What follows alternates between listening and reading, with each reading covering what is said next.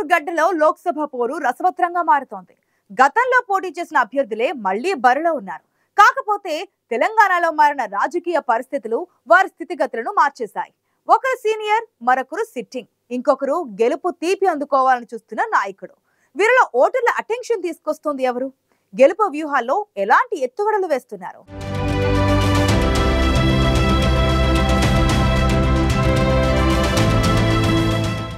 Hot రాజకీయాలకు వేదిక Mahabub Nagar parliament స్థానం. ఇక్కడ బీజేపీ నుంచి డీకే అరుణ, కాంగ్రెస్ నుంచి చల్లా వంశీచంద్ రెడ్డి, బీఆర్ఎస్ నుంచి సిట్టింగ్ ఎంపీ మన్ని శ్రీనివాసరెడ్డి బరిలో ఉన్నారు.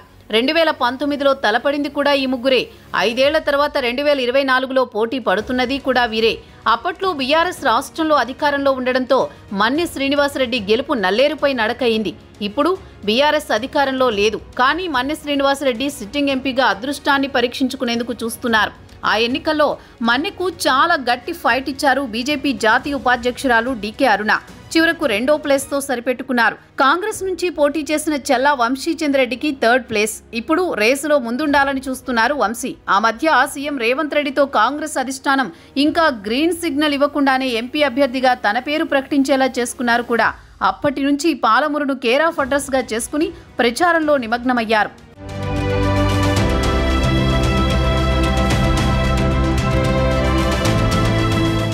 బరిలో ఉన్న ముగ్గురే. ఎందుకంటే రాజకీయంగా ఏదో ఒక విధంగా సీనియారిటీ సంపాదించిన వాళ్లే. కాకపోతే సీనియారిటీలో ఒకరు ఎక్కువ, మరొకరు తక్కువ.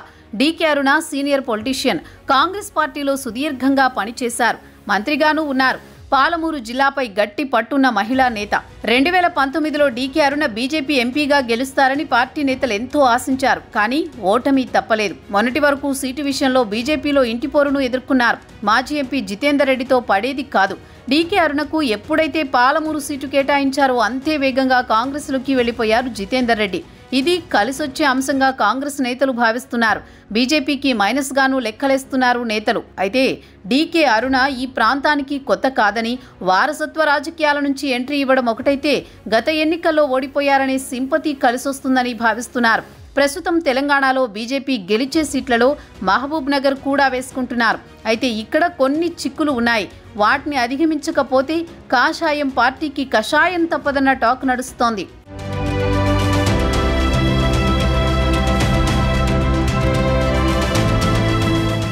మహబూబ్ నగర్ సీఎం రేవంత్ రెడ్డి సొంత జిల్లా. సొంత ఇలాకాలో ఎంపీ సీటును రేవంత్ తేలిగ్గా వదులుకోరు. తనకు నమ్మకస్తుడైన చల్లా వంశీచంద్ రెడ్డి బరిలో ఉన్నారు. వంశీ గతంలో ఓడినా ఇప్పుడు కాంగ్రెస్ అధికారంలో ఉండడంతో కలిసి వస్తుందని అనుకుంటున్నారు. అయితే సీనియర్ అయిన డీకే అరుణ ముందు వంశీచంద్ రెడ్డి ఏ మేరకు రాజకీయ ఎత్తుగళ్లు వేయగలరన్నది ఓ ప్రశ్న. వార్ కాంగ్రెస్ బీజేపీల మధ్య ఉంటే ఫలితం ఇంకా ఉత్కంఠ రేకెత్తిస్తుందని అంచనా వేస్తున్నారు. లోక్సభ పరిధిలోని 7 అసెంబ్లీ సీట్లలో కాంగ్రెస్ ఎమ్మెల్యేలే ఉన్నారు. అందులో ఒకటి స్వయంగా సీఎం రేవంత్ రెడ్డి ప్రాతినిధ్యం వహిస్తున్న కొడంగల్.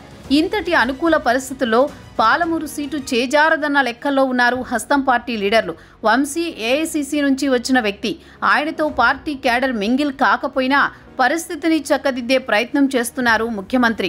ఇప్పటి వరకు 6 సార్లు పాలమూరు పార్లమెంటు పరిధిలో ప్రచారం చేశారు రేవంత్ రెడ్డి. అవసరమైతే మరోసారి వస్తానంటున్నారు. క్షేత్రస్థాయిలో పరిస్థితులను ఆకలింపు చేసుకుని క్యాడర్ను కలుపుకుని వెళితే వంశీచంద్ రెడ్డికి కొంత సానుకూలత రావచ్చన్నది కాంగ్రెస్ వర్గాల మాట.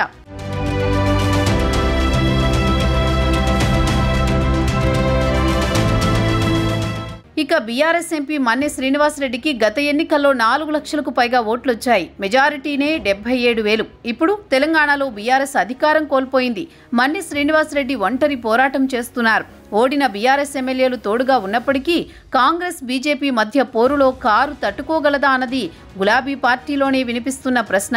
మొదటి స్థానాన్ని నిలుపుకోవడం ఎలా ఉన్నా ఫలితం తేడా కొడితే, ఈ ఫలితం గౌరవప్రదంగా లేకపోతే మరింత ఇరకాటంలో పడతామని ఆందోళన చెందుతున్నారట. మరి పాలమూరు ఓటర్ల మూడ్ జాతీయ పార్టీల వైపు ఉందో, ప్రాంతీయ పార్టీని ఆదరిస్తారో తెలియాలంటే జూన్ 4 వరకు ఆగాల్సిందే.